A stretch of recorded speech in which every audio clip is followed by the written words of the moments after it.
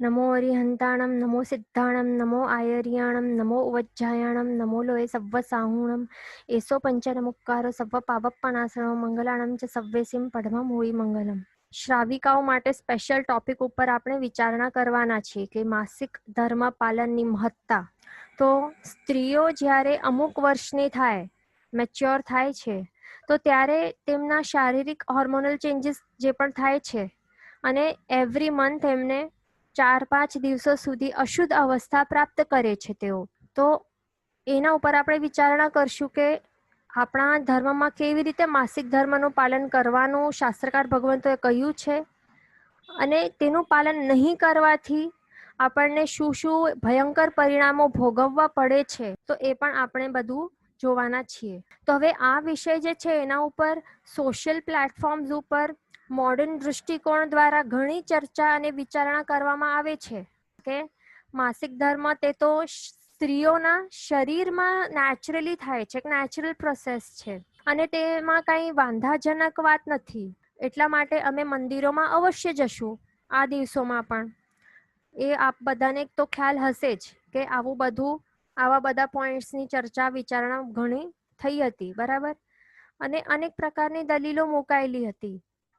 પણ આપણને એ સમજવાનું છે કે આ બધું અમુક પ્રકારના વ્યક્તિઓ કે જે આપણી આર્ય સંસ્કૃતિનો નાશ કરવા ઈચ્છે છે, તેઓ આ પ્રકારનું કોન્સેપ્ટ ફેલાવી રહ્યા છે.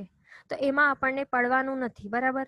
પણ આ વાત જે છે કે બોડીની આ નેચરલ પ્રોસેસ છે, આ માસિક ધર્મની જે છે, તો તે બોડીની નેચરલ પ્રોસેસ છે, તો એમાં કંઈ વાત ખોટી નથી. એ વાત તો બરાબર જ છે, કારણ કે તે કાંઈ આપણા હાથમાં નથી, બરાબર. પણ આ જે નેચરલી થતા મંથલી સાયકલ છે, તો એમાં જે પદાર્થો શરીરમાંથી બહાર ફેંકાય છે, તો તે ઓબ્વિયસલી અશુચિના પદાર્થો જ છે. તેમાં બિલકુલ કંઈ બેમત નથી. એમ પણ શાસ્ત્રકાર ભગવંતોએ લોહીને પણ અશુચિમાં જ ગણાવી છે. લોહી તે માત્ર સ્ત્રીની નહીં પણ પુરુષોની પણ અશુચિ જ ગણાય છે. લોહી વગેરે જે પણ પદાર્થો છે તે બધા અશુચિ છે અને આવી અલગ અલગ પ્રકારની અશુચિઓથી સ્ત્રી અને પુરુષોના શરીર જે છે તે ભરાયેલા હોય છે અને તે અશુચિઓ સમય સમયે સ્ત્રી અને પુરુષ બંનેના શરીરમાંથી સમય સમય નીકળતી રહે છે, તો બંને અશુચિ જ ગણાય. અને આ અશુચિઓ જો શરીરમાંથી નીકળ્યા બાદ 48 મિનિટ્સથી પહેલા સુકાઈ ન જાય તો પછી તેમાં શું ઉત્પન્ન થાય છે? સમૂર્છિમ જીવોની, અસંખ્ય સમૂર્છિઓની જીવોની ઉત્પત્તિ થાય છે અને તેમના જન્મ મરણનું જે સાયકલ છે તો તે ચાલુ થઈ જાય છે અને તેમની ઉત્પત્તિ અને હિંસાનું પાપ આપણને લાગ્યા કરે છે, બરાબર. કારણ કે ઉત્પત્તિ આપણા કારણે થઈ અને એના કારણે એમનું જન્મ મરણનું સાયકલ પણ જે એમને દુઃખો ભોગવવા પડે છે તે આપણા નિમિત્તે થયું છે, એટલે પાપ બધું આપણને જ લાગ્યા કરે છે. જ્યાર સુધી તે સુકાઈ જતો નથી ત્યાં સુધી પાપ તો આપણને અવશ્ય લાગવાનો જ છે. એટલે અહીંયા આપણે સ્ત્રી અને પુરુષ બંનેની વાત કરી રહ્યા છીએ.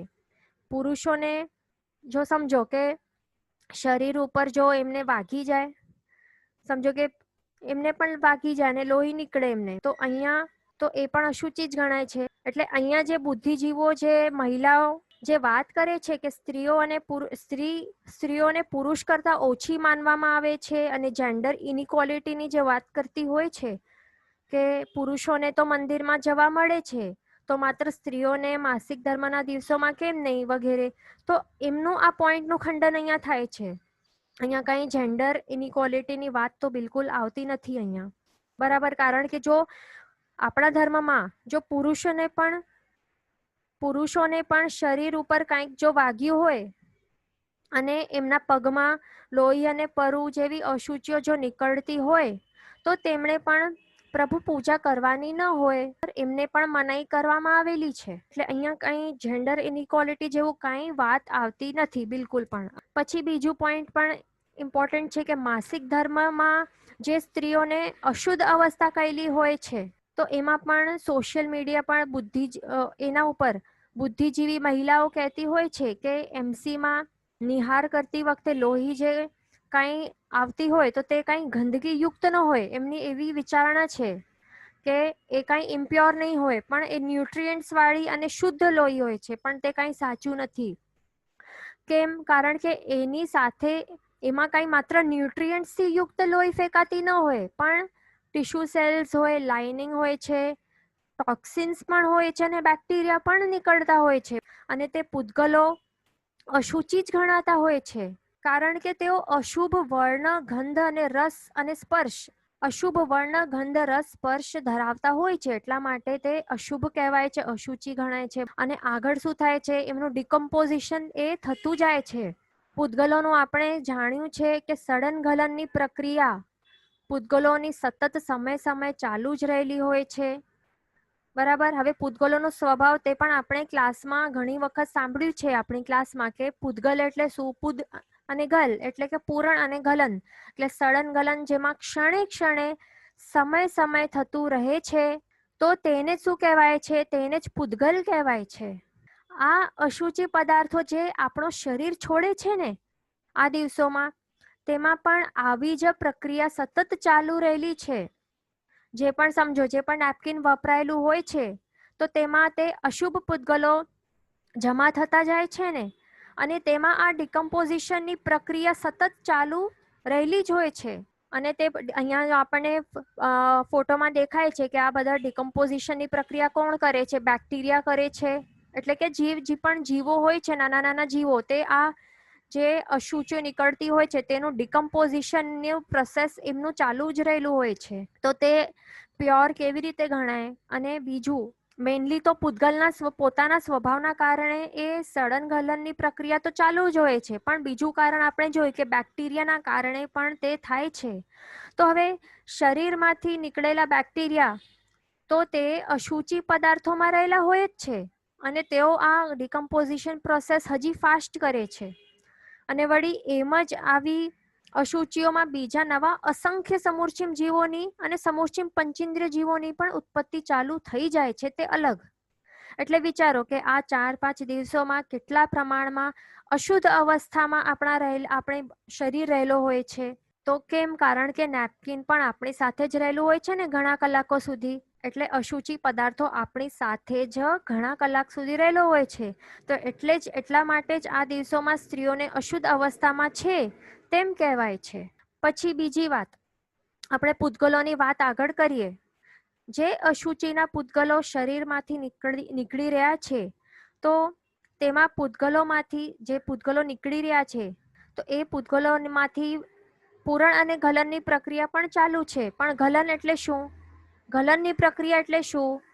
જે પૂતગલોના જે પ્રદેશો છે, અથવા તો તે પૂતગલના નાના નાના સ્કંધો તે છૂટા થતા જ હોય છે. કન્ટિન્યુઅસલી આ પ્રોસેસ ચાલુ જ છે. તે છૂટા પડેલા પરમાણુઓ છૂટા પડીને ક્યાં જાય છે અને ક્યાંથી નીકળે છે? તો એ શરીરના દરેક, એટલે જે પરસેવો વગેરે જે પણ થાય છે, એટલે આખા શરીરમાંથી જે નીકળી રહેલા છે, તો તે માસિક ધર્મમાં રહેલી સ્ત્રીઓના શરીરથી નીકળી રહેલા છે, વિખરાઈ રહેલા છે, અને તે ક્યાં જાય છે? આસપાસના રહેલા વાતાવરણમાં જ રહેલા હોય છે. એટલે સ્ત્રી જ્યાં છે, એની જો શરીર છે, તો એની આસપાસ રહેલા એ વાતાવરણમાં ત્યાં રહેલા હોય છે, અને તે ઓછા વધતા જાય છે. એટલે જે શાસ્ત્રકાર ભગવંતો કહે છે કે માસિક ધર્મના દિવસોમાં સ્ત્રીઓની ઓરા ખૂબ જ અશુદ્ધ હોય છે. શરીરના આસપાસમાં રહેલું જે ઓરા છે તે ઘણું, એટલે આભા મંડળ જે છે તે ઘણું જ નેગેટિવ હોય છે. અને એ એક્સપેરિમેન્ટ દ્વારા પણ પ્રૂવ કરાયું છે. થોડાક વર્ષો પહેલા જ અમારે ત્યાં એક આચાર્ય સાહેબજી આવ્યા હતા. તેઓની સાથે શ્રાવકોની એક ટીમ હતી. તો એમણે શું કર્યું હતું? સાયન્ટિફિક ઇન્સ્ટ્રુમેન્ટ દ્વારા ઓરાની એ ટેસ્ટિંગ કરતા હતા. બરાબર. અને એ પણ બધાની સમક્ષ એમણે કરી હતી. તો પહેલા એમણે એક્સપેરિમેન્ટમાં શું કર્યું કે જિનાલયમાં પ્રભુની આસપાસની રહેલી જે ઓરા છે એનું ટેસ્ટ કર્યું. તો ત્યારે તે ઇન્સ્ટ્રુમેન્ટ દ્વારા એક્સ્ટ્રીમ પોઝિટિવ એનર્જી દેખાઈ હતી. પછી તે ઇન્સ્ટ્રુમેન્ટ એક નોર્મલ વ્યક્તિની ઓરાનું એમણે ટેસ્ટ કર્યું. તો ત્યારે નોર્મલ મીડિયમ એમ ઓરા આવી હતી. પણ એ જ વ્યક્તિએ જ્યારે પ્રભુની પૂજા કરી, એના બાદ એ જ વ્યક્તિના ઓરાની ટેસ્ટિંગ કરાઈ, તો તેની ઓરા ખૂબ જ પોઝિટિવ, એટલે શુભ થઈ ગઈ હતી. પછી બીજું હજી એક એક્સપેરિમેન્ટ એમણે કર્યું. એક સાદો રૂમાલ લીધું એમણે. સાદા રૂમાલની ઓરા એમણે ચેક કરી ઇન્સ્ટ્રુમેન્ટ દ્વારા, તો તેમાં નોર્મલ રિઝલ્ટ આવ્યો. પછી તે જે કોટનનું જે રૂમાલ હતું, તો એ એક અંતરાયવાળી બહેનને અળવા કહ્યું. હવે તે અડાયેલો રૂમાલની ઓરાની ટેસ્ટિંગ કરાઈ પછી તો તે માત્ર અડાયેલા રૂમાલની ઓરા નેગેટિવ એનર્જી બતાડવા લાગી તે ઇન્સ્ટ્રુમેન્ટ દ્વારા, અને એ બધાની સમક્ષ એક્સપેરિમેન્ટ કરાયેલું હતું. અને પછી પ્રેઝન્ટેશન દ્વારા પણ અમારે ત્યાં ઓરા ઉપર ખૂબ જ સરસ સમજણ અપાયેલી હતી. એટલે આપણા ટોપિક ઉપર આપણે આવીએ કે વિચારો, જો અડાયેલા રૂમાલની ઓરા આટલી નેગેટિવ થઈ ગઈ તો જે અંતરાયવાળી જે બહેન છે તો એની કેટલી નેગેટિવ હશે ઓરા એ દિવસોમાં. અને એના હાથથી બનાવેલું ભોજનનું ભક્ષણ કર્યા બાદ પરિવારવાળાઓની અને બાળકોની ઓરા અને મનના જે ભાવો છે એના ઉપર પણ ખૂબ જ નેગેટિવ અસર થાય છે. એટલે જ માસિક ધર્મ પાલનની મહત્તા અહીંયા દર્શાઈ આવે છે. એટલે બિલકુલ પણ અડાઅડ થાય નહીં તેનું આપણને ખાસ લક્ષ્ય રાખવાનું છે આ દિવસોમાં. પણ અહીંયા આપણને એવું મિસઇન્ટરપ્રિટેશન એવું નથી કરવાનું આપણને ઊંધું કે સ્ત્રી જાત તે જ અશુદ્ધ છે અથવા તો તે કંઈ તુચ્છ છે, એવું આપણને અહીંયા બિલકુલ પણ મિસઇન્ટરપ્રિટેશન કરવાનું નથી. બુદ્ધિજીવી મહિલાઓ કહેતી હોય છે કે સ્ત્રી જાતની સાથે અન્યાય થાય છે, તેમને જો અલગ રાખવામાં આવે છે તો તેમની સાથે અન્યાય થાય છે, તેમને તુચ્છ કે અશુદ્ધ ગણાય છે. પણ અહીંયા શું છે, અહીંયા આપણને ખાસ સમજવાનું છે, આપણને અહીંયા માત્ર આપણે પૂતગલોનું જે શરીરનું જે ખેલ છે તે સમજી રહ્યા છે. એટલે કે સ્ત્રીના શરીરમાંથી જે પૂતગલો છૂટા પડતા હોય છે આ દિવસોમાં, ખાસ કરીને માત્ર આ દિવસોમાં જે પૂતગલો છૂટા પડી રહેલા હોય છે માત્ર એની જ આપણે અહીંયા વાત કરી રહેલા છીએ. એટલે સ્ત્રીઓને કંઈ તુચ્છ કે અશુદ્ધ કહેવાયેલો નથી આપણા ધર્મમાં. તે ખાસ આપણે અંડરલાઈન કરીને આ વાત ફરીથી કરીશું કે સ્ત્રીઓને આપણા ધર્મમાં બિલકુલ પણ તુચ્છ કે અશુદ્ધ ગણાતો નથી. માત્ર આ 3, 4, 7 દિવસની જે શરીરની અવસ્થા તે છે તો તે માત્ર અશુદ્ધ ગણાય છે. તે પણ રીઝન આપણે જોયું કે ડિકમ્પોઝિશન અને જે પણ સડન ગલનની જે પણ પ્રક્રિયા થાય છે, જે અશુચિઓ નીકળતી હોય છે તો એના કારણે, બસ એ જ રીઝન છે. અને શરીર તો આપણું પોતાનું તો છે પણ નહીં, આ તો પારકું છે, આપણું તો માત્ર આત્મા છે અને તેના ગુણો છે. એટલે આપણને ખોટું લગાડવાનું કોઈ પ્રયોજન નથી કે સ્ત્રીઓ માટે જ આમ તેમ રૂલ્સ શા માટે છે એવું બધું આપણને, એટલે એમાં આપણને ખોટું લગાડવાનું કોઈ પ્રયોજન નથી. આપણને સ્ત્રીનું જો અવતાર આપણને મળ્યું છે આ ભાવમાં તો તે પણ શું છે, તે પણ મનુષ્ય ભવ જ છે ને. અને તે પણ ઘણું જ પુણ્ય કરેલું હશે, આપણે પ્રભુની ભક્તિ પૂજા વગેરે આપણે કર્યું હશે, ધર્મ કર્યું હશે, તો એના જ કારણે આપણને આ સ્ત્રીનું પણ આપણને અવતાર મળ્યું છે. માત્ર થોડીક ઘણી માયા કે પ્રપંચ જેવા કષાયોનું સેવન આપણે કર્યું હશે, જેના કારણે પુરુષનું અવતાર આપણને ન મળતા સ્ત્રીનું અવતાર આપણને પ્રાપ્ત થયું છે આ ભાવમાં. પણ તેમાં પણ આપણને આર્ત ધ્યાન કે દુઃખી થઈ જવાનું બિલકુલ નથી કે સ્ત્રીનું અવતાર શા માટે મળ્યું. કારણ કે આપણને આ સ્ત્રી રૂપી શરીર ભલે મળ્યું છે, પણ તેનું મીનિંગ એ નથી કે આપણું આત્મા પણ સ્ત્રીલિંગ થઈ ગયું છે. બરાબર? આત્માનું શું હોય, કોઈ લિંગ ન હોય. આત્મા કેવું હોય, અશરીરી હોય છે. આત્મા સ્ત્રીલિંગ કે પુરુષલિંગ એવું કંઈ નથી હોતું. આત્મા કેવું છે, ન્યુટ્રલ હોય છે. અને વધારે ધર્મ ધ્યાન આપણે જો આગળ કરશું, કષાયોનું સેવન પણ જો આપણે ઓછા પ્રમાણમાં કરશું તો અવશ્ય આવતા ભાવમાં પણ આપણને પુરુષનો અવતાર મળી શકે છે. અને આગળ જઈને સિમંદર સ્વામીની પાસે આપણે પણ દીક્ષા ગ્રહણ કરીને તેમના ચરણોનું આપણે સ્પર્શ કરી શકશું, એમના ચરણોની સેવા પણ આપણે કરી શકશું.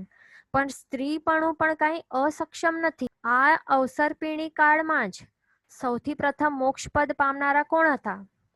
તે સ્ત્રી જ હતા ને, તે શ્રાવિકા જ હતા, તે મરુદેવા માતા જ હતા. બરાબર? એટલે સ્ત્રીના અવતારમાં પણ આપણે સંયમ સ્વીકારીને, કર્મ નિર્જરા કરીને આપણે સદગતિ અવશ્ય પ્રાપ્ત કરતા મોક્ષપદ આપણે પામી શકીએ છીએ.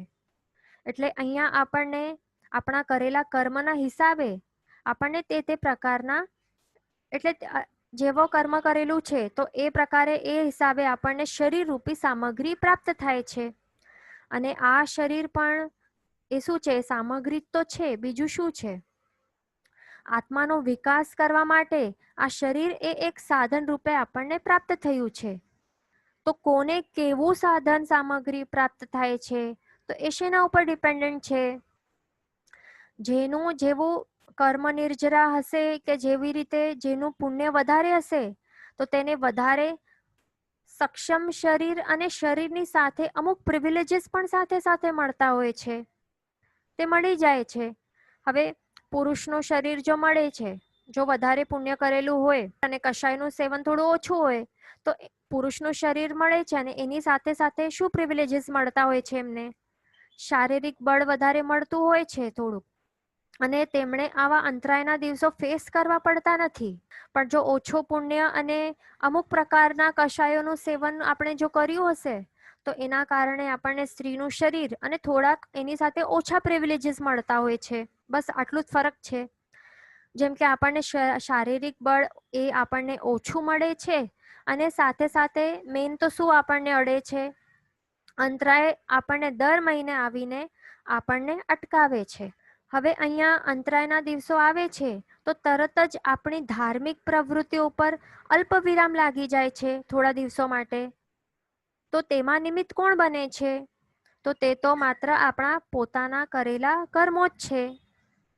આપણે પણ બીજા જીવોને ધાર્મિક પ્રવૃત્તિઓ કરતા ક્યાંક આપણને ક્યાંક ને ક્યાંક અંતરાય પાડ્યો હશે આગળના ભવોમાં, અને અથવા તો માયા પ્રપંચ વગેરેનું સેવન પણ કર્યું હશે, તો એના જ કારણે કર્મોએ આપણને આવો શરીર આપી દીધો છે કે આ ભાવમાં કે દર મહિને આપણને અંતરાય પડે છે અને પ્રભુ પૂજા, સેવા, દર્શન, સ્વાધ્યાય વગેરે આપણે કરી શકતા નથી. આપણું કેટલું પણ મન રહેલું હોવા છતાં આપણાથી તે કરાય નહીં. એટલે આપણને આ ભાવમાં શીખ લેવાની છે અને ક્યારે પણ કોઈને પણ ધર્મ કરવા માટે આપણને અટકાવવું નહીં. બધાને જ એન્કરેજ જ કરવાનું અને પ્રેરણા જ આપતા રહેવાનું અને ધર્મ કરવા માટે આપણને સહાયતા જ કરવાની.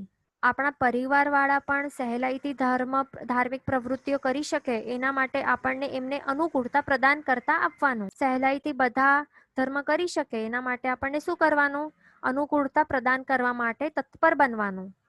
પણ ક્યારે પણ બીજા કોઈ ઘરમાં અથવા તો બહારના જે પણ જાણીતા વ્યક્તિઓ હોય છે તો એમને ધર્મ કરતા હોય એ લોકો તો તેમના ઉપર ઈર્ષ્યાના કારણે એટલે કે જેલસીના કારણે અથવા તો ધર્મ ઉપર દ્વેષ રહેલો હોય છે એના કારણે અથવા તો કૃપણતા એટલે કોઈ પણ રીઝન હોઈ શકે છે. એટલે કોઈ પણ કારણે કોઈને પણ ધર્મ કરવા માટે આપણને અટકાવવું બિલકુલ ન જોઈએ.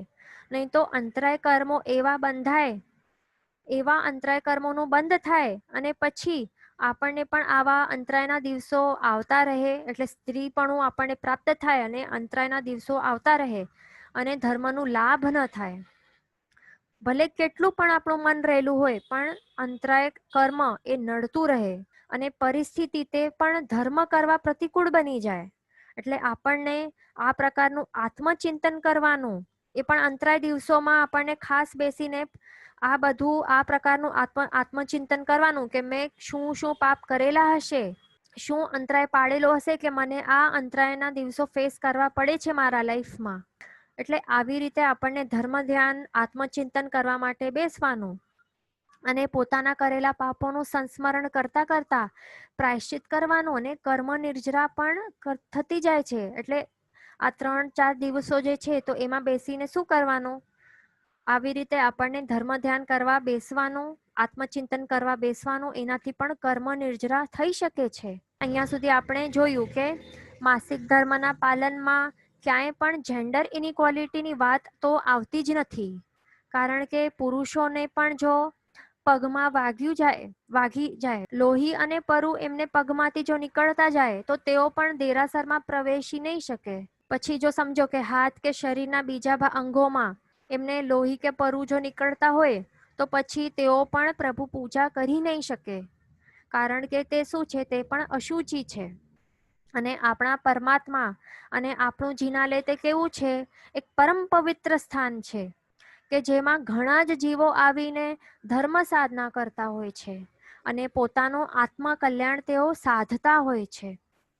આપણા પ્રભુ પ્રતિમા પણ કેવી છે? પરમ પવિત્ર છે કે જેમનો સ્પર્શ કરવા માટે એટલે કે પૂજા જો કરવી હોય ને દેવતાઓને, દેવતાઓ પણ શું કરતા હોય, દેવતાઓ પણ પ્રભુ ત્યાં જે શાશ્વત જિનાલયો રહેલા હોય છે દેવ વિમાનમાં, તો તેઓ પણ રોજ પ્રભુ પૂજા અવશ્ય કરતા હોય છે. તો એ પણ એવી રીતે ડાયરેક્ટલી કરતા નથી, પણ તેઓ દેવતાઈ નંદા નામની વાવડીઓ રહેલી હોય છે. તો દેવતાઈ નંદા નામની વાવડીઓમાં તેઓ સ્નાન કરીને તેઓ પણ અંગ શુદ્ધિના વિધાન ફોલો કરતા હોય છે.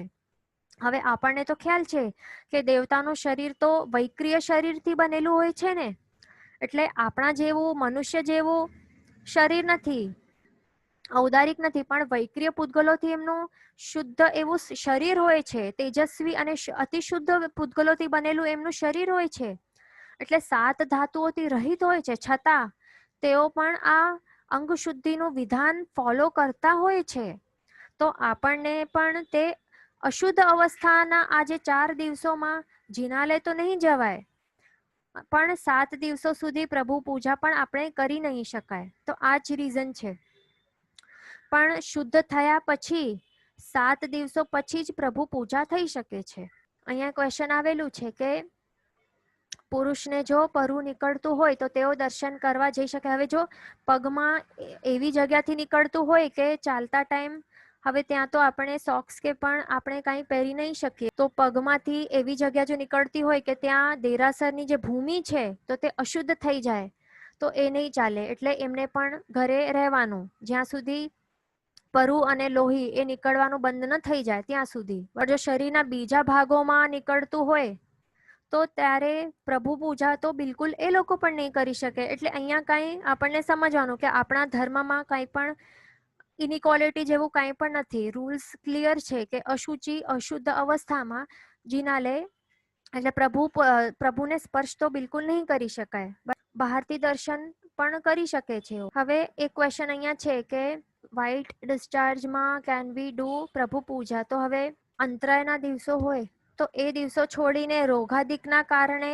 કાંઈ પણ પ્રકારની અશુદ્ધિ જો નીકળતી હોય તો ત્યારે શું કરવાનું? ત્યારે વિવેકપૂર્વક આપણને શું કરવાનું?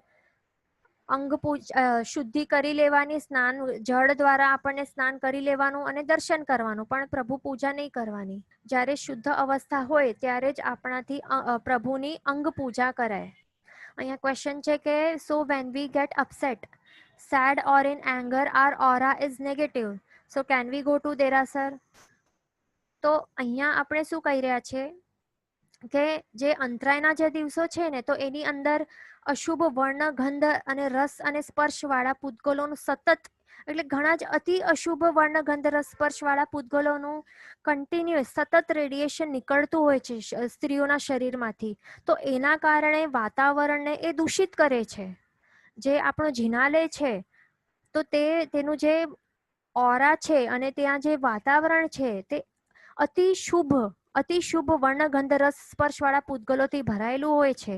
તો ત્યાં જઈને વાતાવરણ અશુદ્ધ થઈ જાય, તે દૂષિત થઈ જાય છે. એના માટે ત્યાં નહીં જવાય. પણ જ્યારે આપણે અપસેટ હોઈએ કે એંગર વાળું હોય, એવી દશા હોય, તો ત્યારે તો આપણને જરૂરથી દેરાસર તો જવું જોઈએ. કારણ કે ત્યાં શું થાય, આપણા જે પણ મનના જે વિકારો છે, મનના જે અશુભ ભાવો છે, તો તે શું શાંત થઈ જાય છે અને આપણું મન એકદમ શાંત ઉપશાંત બની જાય છે. શું આવે છે? મન પ્રસન્ન તામેથી પૂજ્ય માને જીનેશ્વર. એટલે પ્રભુ પૂજાનું ફળ જ ડાયરેક્ટ છે કે મન પ્રસન્નતા એ પ્રાપ્ત થાય છે. એટલે મનની પ્રસન્નતા અને શાંત અને ઉપશાંત થઈ જાય મન, તો તે જ ડાયરેક્ટ રિઝલ્ટ છે પ્રભુ દર્શનનું. એટલે આવું જે મન માનસિક પરિસ્થિતિ છે તો ત્યારે પ્રભુ દર્શન અને પૂજા તો અવશ્ય કરવાની. પણ અહીંયા જે શારીરિક અવસ્થા છે, શારીરિક આવી અશુદ્ધ પરિસ્થિતિ હોય તો ત્યારે આપણને નિષેધ છે, પણ માનસિક અવસ્થામાં કાંઈ પણ આપણને નિષેધ નથી. ત્યાં દેરાસરમાં, જિનાલયમાં જે રહેલી જે પોઝિટિવ એનર્જી છે, અને પ્રભુની તો અત્યંત પોઝિટિવ એનર્જી હોય છે, તો એના દ્વારા આપણે ભાવોની પણ આપણી શુદ્ધિ થઈ જાય છે. ઓકે, બીજી વાત આપણે તે પણ અહીંયા જોઈએ કે અંતરાયના દિવસોમાં અશુચિ પદાર્થોના પૂતગલોમાંથી સમય પરમાણુઓ તો છૂટા તો પડતા જ હોય છે, જેના કારણે આસપાસ આવા અશુચિવાળા જે અશુભ પૂતગલો રહેલા હોય છે, જે આપણું શરીર છે તો એના આસપાસ આવા અશુચિવાળા અશુભ પૂતગલો રહેલા હોય છે સતત. તો એના કારણે દેરાસર જેવા પવિત્ર સ્થાનમાં પણ પ્રવેશ આપણાથી બિલકુલ નહીં કરાય. નહીં તો ઘણી જ આશાતના થાય. તો એ પણ આશાતના અને દુષ્પરિણામો જે ભોગવવા પડે અને શું એનું વિપાક છે, જે ફળ છે, તે પણ આપણે આગળ જોઈશું. એનું આપણે ખાસ વિચારણા કરશું કે શું શું આપણને કેવા કેટલા ભવો સુધી રખડવું પડે છે, કેવી દુર્ગતિ પ્રાપ્ત થાય છે, તે બધું આપણે ડિટેલમાં એનું પણ વિચારણા કરશું આગળ. તો અહીંયા આપણે એક વાત ખાસ જાણી લઈએ કે જે જિનાલય છે તો તે અતિ શુભ અને પવિત્ર પરમાણુઓથી એ ભરાયેલું છે. તો તેને અશુદ્ધ કરવાનું આપણને પાપ લાગે જો એવા દિવસોમાં ત્યાં આપણે જો પ્રવેશ કરીએ. અને વળી શું થાય છે, આપણે જો ત્યાં પ્રવેશ કરીએ એવા દિવસોમાં તો ત્યાં જે આરાધના કરવા માટે જે ભાવિકો આવતા હોય છે તો તેમના ભાવો ઉપર પણ વિપરીત અસર થઈ જાય છે. હવે જો આટલા 4 દિવસો સુધી દેરાસરમાં એમસી વાળી સ્ત્રીઓને જવામાં અલાઉડ નથી, તો તેમાં આપણને એક વાત ખાસ સમજવાનું છે કે એના કારણે રાઈટ ટુ પ્રે જે છે ને, રાઈટ ટુ પ્રે, તો એનું અધિકાર કોઈ કાંઈ છીનવાઈ જતું નથી. આમાં સ્ત્રીનું જે હક છે તે કંઈ દબાવવામાં આવતું નથી, બરાબર. એટલે જે રાઈટ ટુ પ્રે જે કહે છે તો એ હક જે છે તે કાંઈ દબાવવામાં આવતું નથી. કારણ કે આ અશુદ્ધિના દિવસોમાં તેઓ ન જાય ધાર્મિક સ્થળો અથવા તો કિચનમાં અથવા તો બીજા સ્થળોમાં, તો એમાં તેમનો જ મહા મોટો આત્મિક લાભ છે, પણ સાથે સાથે બીજાઓ માટે પણ લાભકારી થાય છે. તો તે કેવી રીતે તે આપણે આગળ જોઈશું કે એમસી ન પાડવાથી શું શું ભયંકર પરિણામો ફેસ કરવું પડે છે તે આપણે આગળ જોઈશું, બરાબર. પણ હમણાં આપણે આ સિમ્પલ પોઈન્ટ્સ દ્વારા સમજીએ. ફોર એક્ઝામ્પલ સમજો કે કોઈ બાળકને અથવા તો કોઈ બીમાર કે વૃદ્ધ વ્યક્તિને ડાયપર યુઝ કરવો પડતો હોય છે. આપણને તે ખ્યાલ છે કે તેઓને રોકાતું ન હોય અને લઘુનીતિ કે વડી નીતિ એમના દ્વારા થઈ જતી હોય છે. એના કારણે તેમને યુઝ કરવું પડે છે. તો એવી અવસ્થાને પણ આપણે અશુદ્ધ અવસ્થા જ કહીશું ને, બરાબર. એ અવસ્થા પણ અશુદ્ધ અવસ્થા છે. તેમણે આવી અવસ્થામાં જિનાલયમાં પ્રવેશવો તો ન જ જોઈએ, પણ પ્રભુ પૂજા પણ ઓબ્વિયસલી કરાય જ નહીં. એટલે અંગ શુદ્ધિ કર્યા બાદ જ તેઓને જિનાલયમાં પ્રભુ દર્શન પૂજા કરવી જોઈએ. તો તેવી જ રીતે માસિક ધર્મમાં પણ શરીરના પ્રોસેસ જે થતું હોય છે તો એના કારણે 3-4 દિવસ સુધી અત્યંત અશુદ્ધતા રહેલી હોય છે અને આસપાસની ઓરા પણ અત્યંત ટોક્સિન્સ વાળી હોય છે. અશુભ વર્ણ, ગંધ, રસ અને સ્પર્શવાળા પૂતગલો સતત છૂટા થતા હોય છે, વિખરતા હોય છે શરીરમાંથી આસપાસના વાતાવરણમાં. એટલા માટે જિનાલયમાં કે કોઈ પણ પવિત્ર સ્થળમાં કિચન વગેરેમાં જવાનું નિષેધ કરેલું છે. તો તેમાં માત્ર સ્ત્રીઓના જે રાઈટ ટુ પ્રે છે, એટલે કે પ્રભુ ભક્તિનો જે અધિકાર છે, તો તેનો કંઈ ભંગ થતું નથી. કારણ કે જેવી રીતે આપણે કહ્યું હમણાં કે બાળક કે જે વૃદ્ધ બીમાર વ્યક્તિઓ હોય તો એ પણ જો અશુચિમય હોય, જો એમની અવસ્થા જો અશુચિમય હોય તો તેમણે પણ જવાય નહીં, બરાબર. એટલે એમાં કંઈ માત્ર સ્ત્રીઓનું જે રાઈટ છે તો તે કંઈ દબાવવામાં આવતું નથી. એ એક જનરલ છે, બરાબર. કોઈ પણ બાળકો પણ હોય અથવા તો કોઈ વૃદ્ધ વ્યક્તિઓ હોય તો એ પણ જો રોકી શકતા ન હોય અને એમને જો ડાયપર યુઝ કરવું પડતું હોય, લઘુનીતિ વડીનીતિ જો થઈ જતી હોય, તો એવી અવસ્થામાં પણ તેમના દ્વારા જવાય નહીં, એ સમજવાનું. અને બીજું પોઈન્ટ, અંતરાયના જે આ 4 દિવસો સુધી પ્રભુ ભક્તિ કરી શકાતું નથી, પણ રાઈટ ટુ પ્રે નું અધિકાર આપણા ધર્મમાં સ્ત્રી અને પુરુષોને સરખો જ પ્રાપ્ત થયેલો છે. એટલા માટે 4 દિવસો સુધી શું કરી શકાય છે? આંખો બંધ કરીને મૌન પૂર્વક ધર્મ ધ્યાનની સાધના કરવાની અને આત્મિક ધ્યાન કરવાની. એટલે આપણે એ કરી શકીએ, એમાં કોઈ બાધ નથી. આ 4 દિવસો જે છે તો એમાં પણ નવકાર મંત્રનો મનમાં માનસિક જાપ થઈ શકે છે. ભલે આપણે હોઠ ફફડાવી નથી શકતા કે આપણે જોરથી આપણે જાપ નથી કરી શકતા બોલીને, પણ મન દ્વારા માનસિક જાપ થઈ શકે છે નવકાર મંત્રનું. અને ધર્મ ધ્યાન અને આત્મ સાધના તો કરી શકાય છે, એમાં કાંઈ બાધ નથી. એટલે આ 4 દિવસોમાં પણ કર્મ નિર્જરા અવશ્ય થઈ શકે છે અને રાઈટ ટુ પ્રે જે છે તો તે પણ સચવાય છે. હવે આપણે બીજા ધર્મીઓની પણ આપણે વાત કરશું તો એમાં પણ મૂળથી આવું જ વિધાન હતું એમનું પણ. હમણાં પણ એમનું વિધાન એવું જ છે કે માસિક ધર્મ પાલન કરવાનું, પણ હમણાં એ કરે છે નથી કરી રહ્યા એ અલગ વાત છે, પણ એમનું પણ મૂળ તો એવું જ છે. તેઓ પણ 3 દિવસ સુધી અલગ હટ કે ઝોપડીઓમાં રહેલા હતા પહેલાના ટાઈમમાં. તો ત્યાં તે સ્ત્રીઓને રહેવાનું હતું, એટલે કે પોતાના પતિથી અલગ અને બીજા જે પણ કામકાજ હોય, ઘરના કામકાજ કે કિચન વગેરેથી દૂર એમને રહેવામાં આવતું હતું. અહીંયા જે આપણને ફોટોમાં દેખાય છે તો તે પહેલાના જે નેટિવ અમેરિકન્સ હતા તો એમના માટે આવા મેન્સ્ટ્રુઅલ હટ્સ એવા બનાવતા હતા કે જ્યાં એમને સ્ત્રીઓને ત્યાં દૂર રહેવા માટે આવતું હતું, રાખવામાં આવતું હતું. અને સ્નાન કરવા માટે પણ અલગ પાણીની વ્યવસ્થા કરાવતી હતી. તો આ માત્ર ઇન્ડિયા જ નહીં, પણ અમેરિકા, આફ્રિકા, આયર્લેન્ડ એમાં જે રહેલી જે મહિલાઓ હતી તો એમને 3 દિવસ સુધી આ જે દેખાય છે એમને મેન્સ્ટ્રુઅલ હટ્સ કહેવાય છે. તો એમાં એ રાખવામાં આવતા હતા. અને આ જે મહિલાઓ હતી તો એ પોતાના મસ્તકને પણ અડતી ન હતી, કારણ કે તેઓના મતના અનુસારે એ લોકોના જે મત હતું એના અનુસારે મસ્તક જે છે, પોતાનું મસ્તક શરીરનું, તો એ પણ એક ઉત્તમ અંગ ગણાતું હોય છે. એટલા માટે એ પોતાને મસ્તક પણ અડતી ન હતી.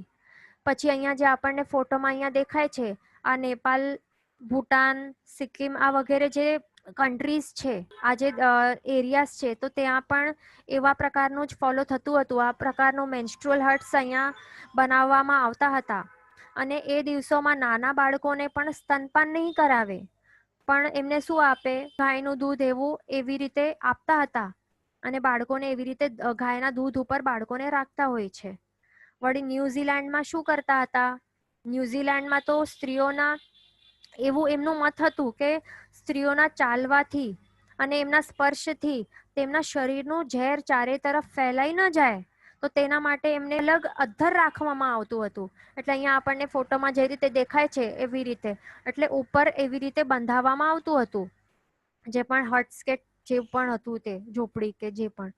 પછી લેબેનોનમાં માસિક ધર્મમાં રહેલી જે સ્ત્રીઓ હતી તો એમને ખેતરમાં પ્રવેશ એ નિષેધ હતું, અને ઘોડા ઉપર બેસવાની પણ સખત મનાઈ હતી એમને. અને બીજા કોઈ પણ પશુઓ પર બિલકુલ બેસાડવામાં એકદમ ટોટલી મનાઈ હતી. અહીંયા આપણને જે અહીંયા ફોટો દેખાય છે તો આ એક મેન્સ્ટ્રુઅલ હટનો અંદરનો ફોટો છે. તો અહીંયા જો આપણને દેખાય છે કેવી રીતે એ રહેતી હતી. આજે ઓઢેલું બ્લેન્કેટ પણ વુલન છે એવી રીતે એ રહેતી હતી. ચાઇનામાં પણ આવી અવસ્થાવાળી સ્ત્રીઓને ખાદ્ય પદાર્થોને અડતી ન હતી, એટલે ખાદ્ય પદાર્થોને અડવાનું એમને નિષેધ હતું. ટેમ્પલ્સ અને મોનેસ્ટ્રીમાં પણ તેઓ જતી નથી. સૂર્યોદય પહેલા તેઓ વસ્ત્ર ધોઈ લે છે. આવું બધું એ લોકો પણ પાલન કરે છે. પછી કોચીનમાં અંતરાયવાળી સ્ત્રીઓ ગાયને દોહતી નથી, અગ્નિને પણ અડતી નથી, અને ફૂલ, છોડ કે વાદ્યયંત્રોને પણ તે વાદ્યયંત્રો છે એમનાથી પણ એ દૂર રહે છે. મક્કા જેવા પવિત્ર સ્થળ જે એમના એ લોકો માને છે, મહિલાઓને ત્યાં પ્રવેશ નિષેધ કરાયો છે. અને તે ત્યાં જતી હોય છે, સમજો આવા જે તીર્થયાત્રાઓ માટે, તો ત્યાં જ જો એ અંતરાયમાં થઈ જાય તો ત્યાં એમને રોકાવવું પડે છે, બરાબર. અને શુદ્ધ થયા પછી જ અહીંયા ત્યાં એ જઈ શકે છે. પછી વૈદિક જે ધર્મ છે એમની દૃષ્ટિએ સ્ત્રીઓને આવા જે માસિક ધર્મના દિવસો હોય છે તો ત્યારે એમને એકાંતમાં રહેવાનું હોય છે, કોઈ પણ વસ્તુને અડવાની નહીં, અને સાદો અને સાત્વિક આહાર લેવાનો આ દિવસોમાં. વળી શું હોય છે, ચાંદી અને સોનાની જે થાળીઓ હોય છે અને પતરાવાળી થાળીઓમાં આહાર નહીં કરવાનો, બરાબર. માત્ર લાકડાની જે બનેલી થાળીઓ હોય અથવા તો સ્ટીલની થાળીઓ હોય એમાં આહાર કરી શકે છે. વળી જે શરીર છે તો શરીરનો શૃંગાર કે સ્નાન કે કોઈ પણ સાંસારિક કાર્યો તેમને કરવા નહીં, માત્ર આરામ કરવાનું. અને આ દિવસોમાં મંદિરમાં પણ જવાનું નહીં, અભ્યાસ કરવાનું નહીં, પુસ્તક કે પેન કે જ્ઞાનના સાધનોને અડવા નહીં, એવું બધું એ ફોલો કરે છે. અને આહાર પણ એ લાકડાની થાળીઓમાં કરતા હોય છે. પછી નાયકા, જાપાન અને નાઇજીરિયામાં શું હોય છે, એમની માન્યતા પ્રમાણે એમના મંદિરોમાં પણ પ્રવેશ નિષેધ છે, અને તે સમયમાં પતિથી દૂર રાખવામાં આવે છે.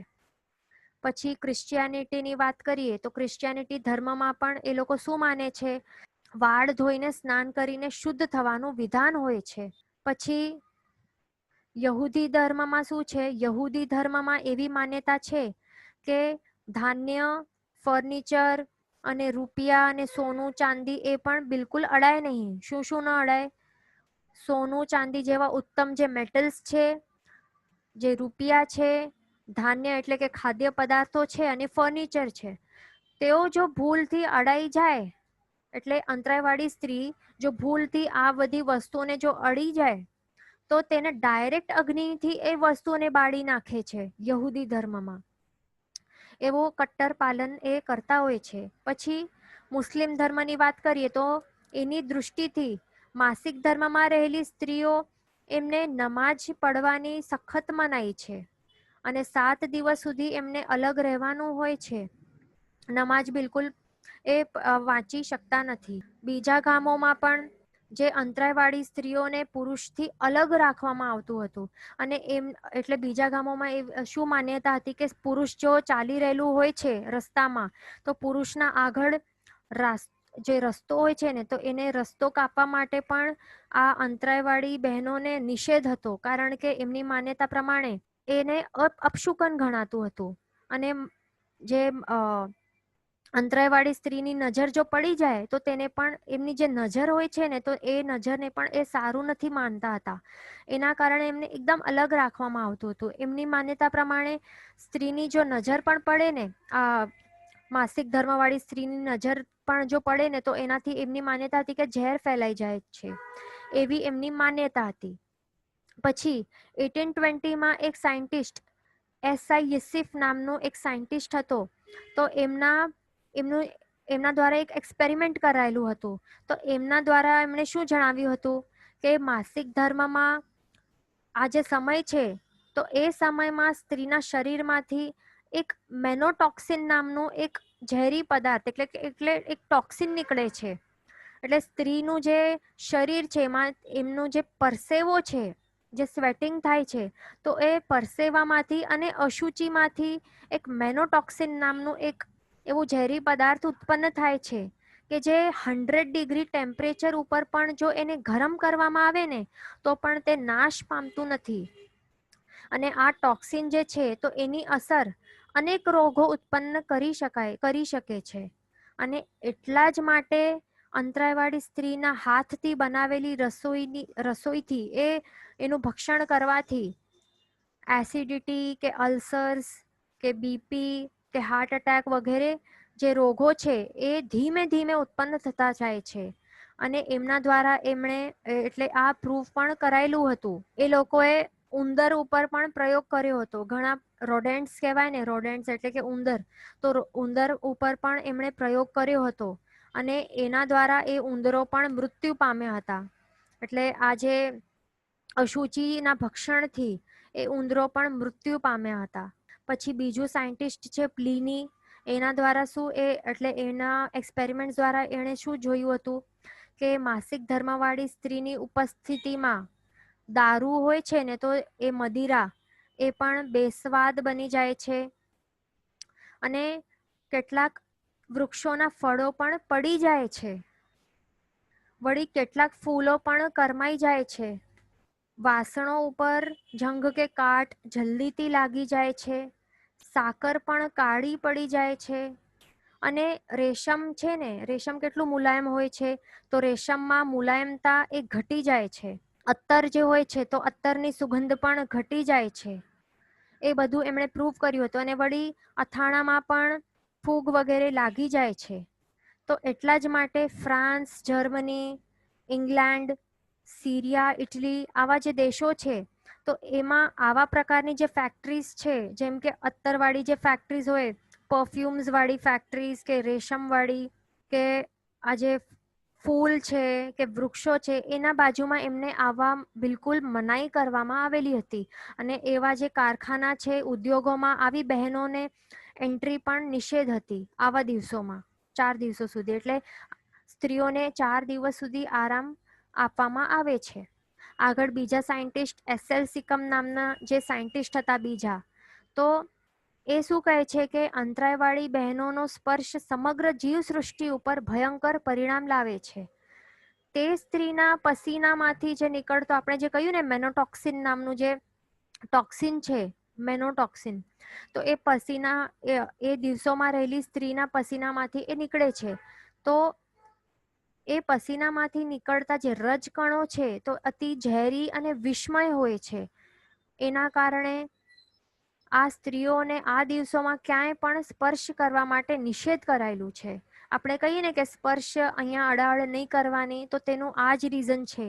કારણ કે આખા શરીરમાંથી, એટલે હાથમાંથી, દરેક શરીરના અંગોમાંથી જે નીકળે છે કન્ટિન્યુઅસલી, જે ટોક્સિન, મેનોટોક્સિન નામનું જે નીકળે છે પરસેવો વગેરે, તો એ પણ અતિ આવું વિસ્મય હોય છે. એના કારણે સ્પર્શ પણ કરવાનું નિષેધ કરાયેલું હોય છે.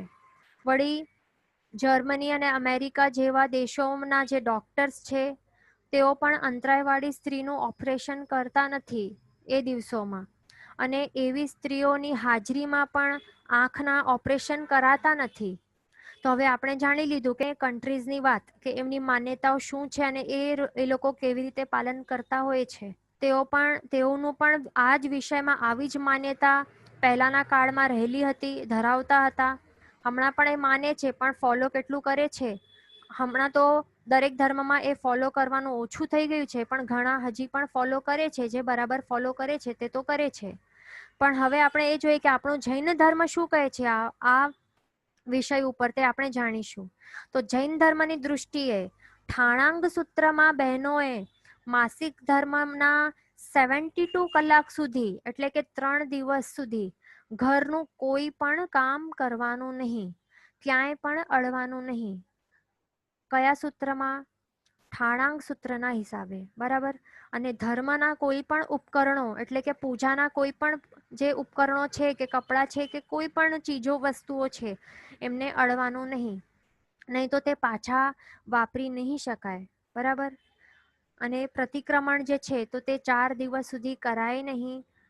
પ્રભુ દર્શન પણ 4 દિવસ સુધી કરાય નહીં. પ્રભુ જિનાલય પણ 4 દિવસ સુધી જવાય નહીં. પછી 5મા દિવસથી 5th ડે ઓનવર્ડ્સ જિનાલયમાં માત્ર દર્શન કરવા માટે જઈ શકાય છે અને પ્રતિક્રમણ કરવા માટે બેસી શકાય છે. પણ પ્રભુ પૂજા તે તો 7 દિવસો પછી જ કરાય, એટલે કે 8મા દિવસથી પ્રભુ પૂજા કરી શકાય છે. અને તેમજ જે નવસ્મરણ જેવું જે પ્રભાવિક મંત્રાક્ષરો છે તો તે 7 દિવસ પછી જ પોતાના મોઢાથી બોલી શકાય છે. નવસ્મરણ જેવા બીજા જે પણ મંત્રો હોય છે, પ્રભાવિક મંત્રો હોય છે, તે પણ 7 દિવસ પછી મોઢાથી બોલી શકાય છે.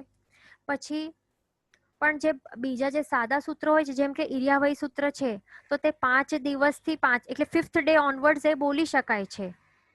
પણ 3 દિવસ સુધી, સ્ટાર્ટિંગના જે 3 ડેઝ સુધી એ બોલી નહીં શકાય. અને નવકાર મંત્રનો પણ માનસિક જાપ તો આ 3 ડેઝ છે ને, માસિક ધર્મના 3 ડેઝ, તો એમાં પણ નવકાર મંત્રનું માનસિક જાપ કરી શકાય. માનસિક જાપ એટલે શું? જીભ હલાવવી નહીં અને હોઠ પણ ફફડાવવો નહીં, પણ માનસિક જાપ કરી શકાય છે, બરાબર. એ ધ્યાન રાખવાનું. અને બીજી સૌથી ઇમ્પોર્ટન્ટ વાત શું છે? જે સાધુ સંત હોય ને, તો સાધુ સંતોને પણ મુખ દેખાડવું ન જોઈએ બિલકુલ. પણ જે અંતરાયવાળી સ્ત્રીઓ હોય છે એમને પોતાનું મુખ, પોતાનું જે ફેસ છે તે સાધુ સંતોને દેખાડવું ન જોઈએ, બરાબર. હવે જો સમજો કે આપણે સંઘમાં વાપરવા માટે ગયેલા હોય, એટલે જે અંતરાયવાળી સ્ત્રીઓ આઈમ્બિલ કરવા માટે સમજો સંઘમાં જાય, તો ત્યારે સાધુ ભગવાન જો વહોરવા માટે ત્યાં આવી જાય તો શું કરવાનું? પોતાનું મુખ છે તે દુપટ્ટાથી ઢાંકી દેવાનું હોય છે, તે ખાસ ધ્યાન રાખવાનું.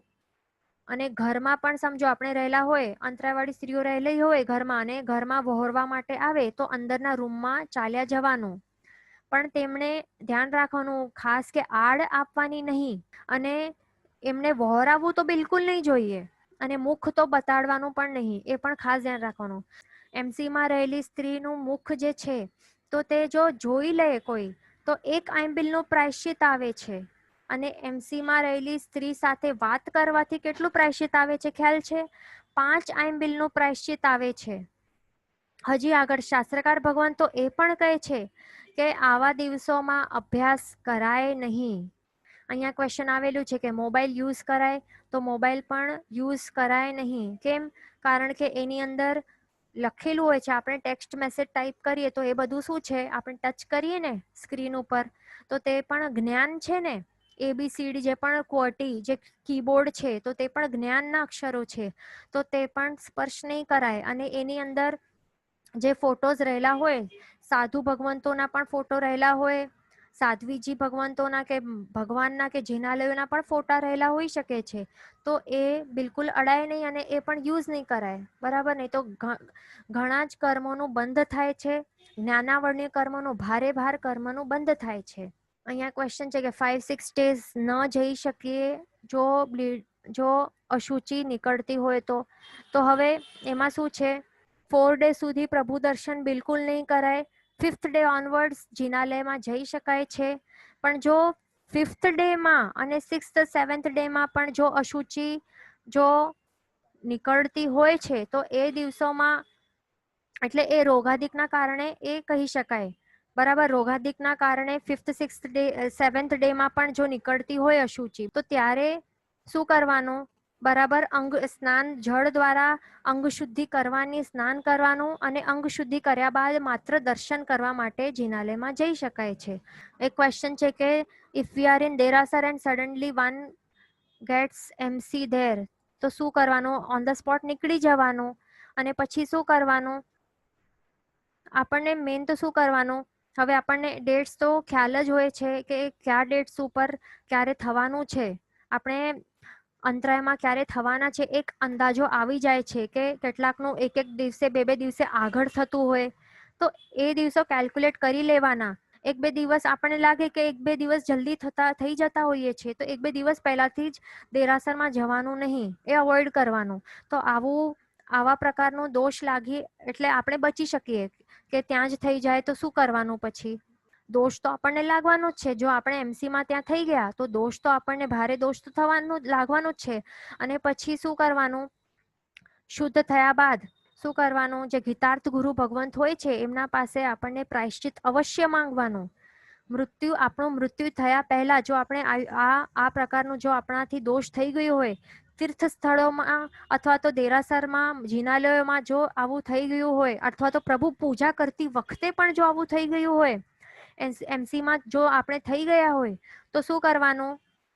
એને ઇગ્નોર નહીં કરવાની કે શરમ અનુભવીને આપણે જો ગુરુ ભગવંત પાસે જઈને આપણે પ્રાયશ્ચિત આલોચના નહીં માંગીએ, એવી જ રીતે આપણું મૃત્યુ થઈ જાય તો ભયંકર દુષ્પરિણામો આપણને આગળના ભવોમાં ભોગવવા પડશે.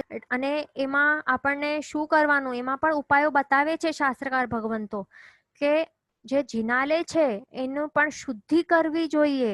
એટલે આપણે પોતે આજે માસિક ધર્મના દિવસો પસાર થઈ જાય એના પછી શું કરવાનું? એટલે આપણા દ્વારા પ્રભુને જો આપણે સ્પર્શી લીધું હોય, એટલે પ્રભુ પૂજા કરતી વખતે જો આપણે અંતરાયમાં થઈ ગયા હોય, અથવા તો દેરાસર દર્શન કરતી વખતે, અથવા તો તીર્થ સ્થળોમાં આપણે અંતરાયમાં થઈ ગયા હોય, તો શું કરવાનું હોય? આખો જિનાલયની શુદ્ધિ પાણી દ્વારા, દૂધ અને પાણી દ્વારા જિનાલયની શુદ્ધિ કરવાની હોય છે. અને પ્રભુ પ્રતિમાને 18 અભિષેક દ્વારા એમનું પણ શુદ્ધિકરણ કરવામાં આવે છે. એટલે એ કરાવવું જરૂરી છે. એ કરાવ્યા બાદ સાથે સાથે શું લેવાનું હોય છે? ગીતાર્થ ગુરુ ભગવંત પાસે જઈને એનું પ્રાયશ્ચિત લેવું અતિ આવશ્યક છે. અહીંયા ક્વેશ્ચન છે કે 24 પ્રહર બાદ અશુચિ ન હોય તો પણ 7 દિવસ સુધીના નિયમ પાળવા. હા, તો 7 દિવસ સુધીના આપણને પ્રભુ પૂજા બિલકુલ નહીં કરવાની. આ નિયમ જે છે તે પાળવું અતિ આવશ્યક છે. બરાબર? કારણ કે આપણને ભલે આંખો દ્વારા નહીં દેખાય, પણ આપણને જે કહેલું છે એ પ્રમાણે અશુચિઓ જે નીકળતી હોય છે શરીરમાંથી, આપણને ભલે આંખો દ્વારા નહીં દેખાય, પણ 7 દિવસ સુધી એ સંપૂર્ણ 7 ડેઝ પસાર થવું જરૂરી છે. અહીંયા ક્વેશ્ચન છે કે હેર વોશ ક્યારે કરવાનું? 3rd ડે કે 4th ડે પર? તો 72 કલાક પ્રોપરલી કાઉન્ટ કરવાના કે 72 કલાક પ્રોપરલી પાસ ઓન થઈ જાય. એટલે અહીંયા ડેઝ કે રાત્રિની ગણતરી નથી, પણ કલાકોની ગણતરી સમજવાની. 72 અવર્સ પ્રોપરલી થઈ ગયા બાદ પૂર્ણ થઈ ગયા બાદ આપણને મસ્તકથી આપણને સ્નાન કરવાનું હોય, નહાવાનું હોય, હેર વોશ કરવાનું હોય છે અને આવી રીતે શુદ્ધ થવાનું હોય છે. જીન વચન વિરુદ્ધ બોલાયું હોય તો મિચ્છામિ દુક્કડમ સર્વમંગલ માંગલ્યમ સર્વકલ્યાણ કારણમ પ્રધાનમ સર્વધર્માણમ જૈનમ જયતિ શાસનમ. પ્રણામ.